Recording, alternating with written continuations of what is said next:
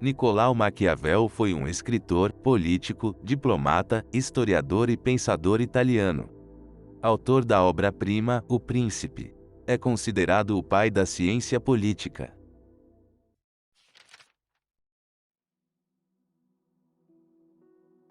Há 3 espécies de cérebros, uns entendem por si próprios, os outros discernem o que os primeiros entendem, e os terceiros não entendem nem por si próprios nem pelos outros, os primeiros são excelentíssimos, os segundos excelentes, e os terceiros totalmente inúteis.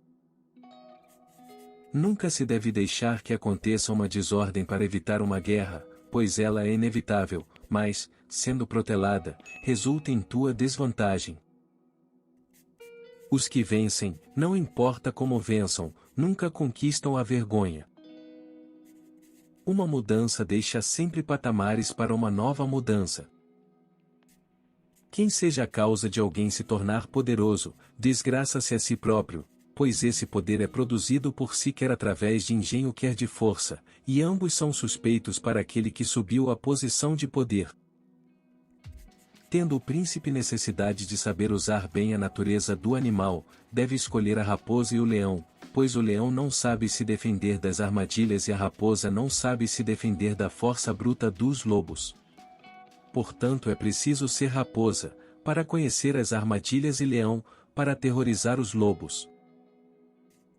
Os homens prudentes sabem sempre tirar proveito dos atos a que a necessidade os constrangiu.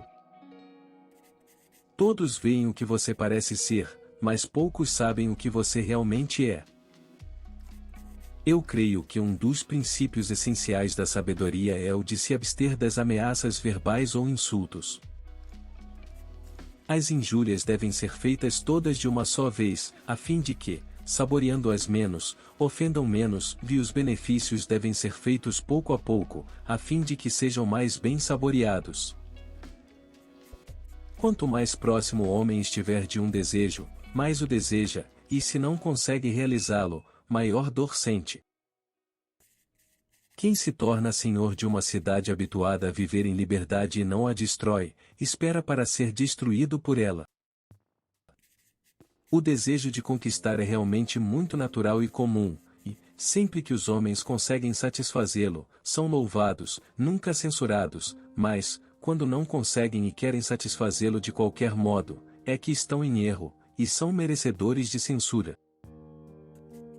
Todos os profetas armados venceram, e os desarmados foram destruídos. São tão simples os homens e obedecem tanto às necessidades presentes, que quem engana encontrará sempre alguém que se deixe enganar. Os homens, quando não são forçados a lutar por necessidade, lutam por ambição. Quando um homem é bom amigo, também tem amigos bons. Tornamo-nos odiados tanto fazendo o bem como fazendo o mal. E se poderia num longo discurso para mostrar como são melhores os frutos da pobreza que os da riqueza e como uma tem trazido honra às cidades, às províncias e aos partidos, enquanto a outros tem arruinado, se este assunto já não tivesse sido tratado muitas vezes por outras pessoas. Os homens esquecem mais rapidamente a morte do pai do que a perda do patrimônio. Mas a ambição do homem é tão grande que, para satisfazer uma vontade presente, não pensa no mal que daí a algum tempo pode resultar dela. Dizem a verdade aqueles que afirmam que as más companhias conduzem os homens à forca. Os homens devem ser adulados ou destruídos, pois podem vingar-se das ofensas leves, não das graves, de modo que a ofensa que se faz ao homem deve ser de tal ordem que não se tema a vingança. Nunca foi sensata a decisão de causar desespero nos homens, pois quem não espera o bem não teme o mal. Toda ação é designada em termos do fim que procura atingir. O primeiro método para estimar a inteligência de um governante é olhar para os homens que tem à sua volta. Julgo poder ser verdadeiro o fato de a sorte ser árbitro de metade das nossas ações, mas que, mesmo assim, ela permite-nos governar a outra metade ou parte dela. Para bem conhecer o caráter do povo, é preciso ser príncipe, e para bem conhecer o do príncipe, é preciso pertencer ao povo.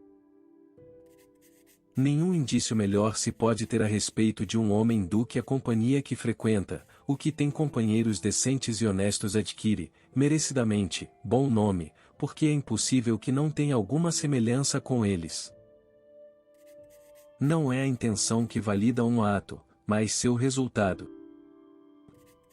A mediocridade e o anonimato são a melhor escolha. O fim justifica os meios. Os homens têm menos escrúpulos em ofender quem se faz amar do que quem se faz temer, pois o amor é mantido por vínculos de gratidão que se rompem quando deixam de ser necessários, já que os homens são egoístas, mas o temor é mantido pelo medo do castigo, que nunca falha. Homens ofendem por medo ou por ódio. Não se pode chamar de valor assassinar seus cidadãos, trair seus amigos, faltar à palavra dada, ser desapiedado, não ter religião. Essas atitudes podem levar à conquista de um império, mas não à glória. Pelo que se nota que os homens ou são aliciados ou aniquilados. Um príncipe sábio deve observar modos similares e nunca, em tempo de paz, ficar ocioso. Pois o homem que queira professar o bem por toda parte é natural que se arruine entre tantos que não são bons. Como é perigoso libertar um povo que prefere a escravidão. Um povo corrompido que atinge a liberdade tem maior dificuldade em mantê-la. A primeira impressão que se tem de um governante e da sua inteligência é dada pelos homens que o cercam. Creio que seriam desejáveis ambas as coisas, mas, como é difícil reuni-las, é mais seguro ser temido do que amado. Quando fizer o bem, faça-o aos poucos. Quando for praticar o mal, é fazê-lo de uma vez só. Há uma dúvida se é melhor sermos amados do que temidos, ou vice-versa. Deve-se responder que gostaríamos de ter ambas as coisas, sendo amados e temidos, mas, como é difícil juntar as duas coisas, se tivermos que renunciar a uma delas, é muito mais seguro sermos temidos do que amados, pois dos homens, em geral, podemos dizer o seguinte: eles são ingratos, volúveis, simuladores, covardes e ambiciosos, eles furtam-se aos perigos e são ávidos de lucrar. Enquanto você fizer o bem para eles, são todos teus, oferecem-te seu próprio sangue, suas posses, suas vidas, seus filhos. Isso tudo até em momentos que você não tem necessidade. Mas, quando você precisar, eles viram-lhe as costas.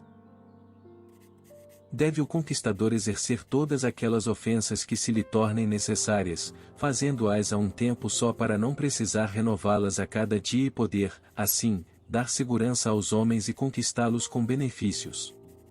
Portanto, as ofensas devem ser feitas todas de uma só vez, a fim de que, pouco degustadas, ofendam menos, ao passo que os benefícios devem ser feitos aos poucos, para que sejam melhor apreciados.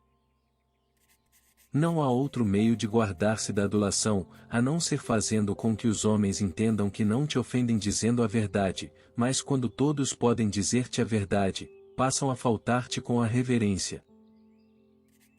O tempo lança à frente todas as coisas e pode transformar o bem em mal e o mal em bem.